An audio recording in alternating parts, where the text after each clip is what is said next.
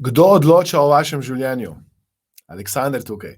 Današnje coaching vprašanje je opomnik za vse, ki živite preveč na avtopilotu.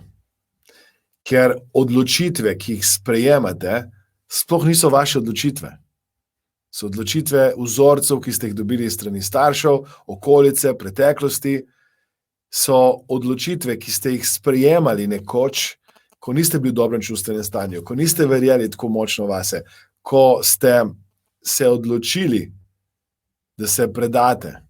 In danes, ko veste, da imate v sebi toliko več sposobnosti, toliko več možnosti, zmožnosti, danes, ko imate klic, danes, ko imate ta žar, ki si želi izžareti, izživeti vaše poslanstvo, danes je čas, da se vprašate, kdo se v resnici odloča?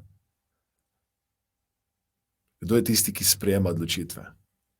Kdo je tisti, ki je glavni usmerjevalec vašega življenja?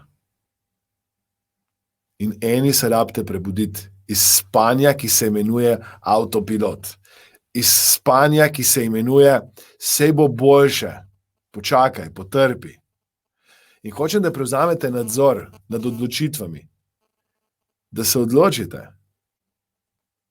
Vprašajte se, če bi začeli danes znova, kako bi postavili svoje življenje? Kaj bi bile glavne prioritete na področju financ, denarja, odnosov, zdravja, vsega?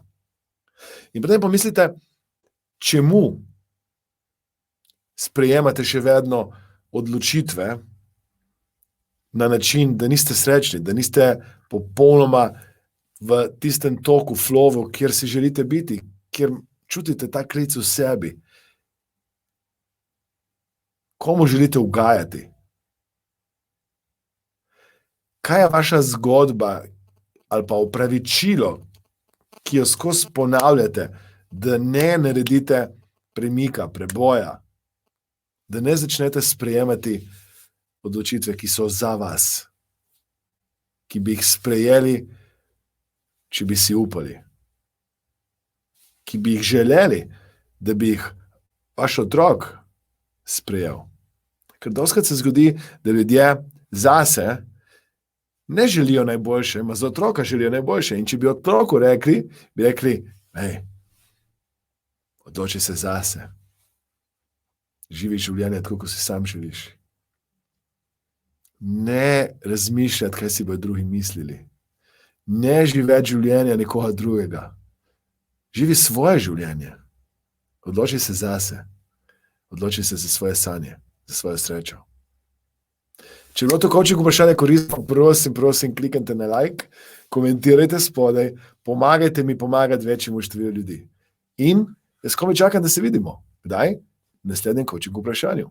Do takrat odločite se zase in vprašajte se, kdo v resnici sprejema odločitve oziroma kakšne so te odločitve, so to res vaše odločitve in kako lahko te odločitve spremenite vam v korist, predvsem, da bodo izžarevale to, kar imate v srcu, to, kar si srčno želite.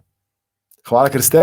Zdaj pa je čas, da delite, komentirate, všečkate, napišite v komentarje, Aleksander, to coaching vprašanje me je pa zbudilo. Ali pa napišite, Aleksander, to coaching vprašanje. Napišite nekaj, komentirajte, pomagajte mi, prav? Hvala, ker ste.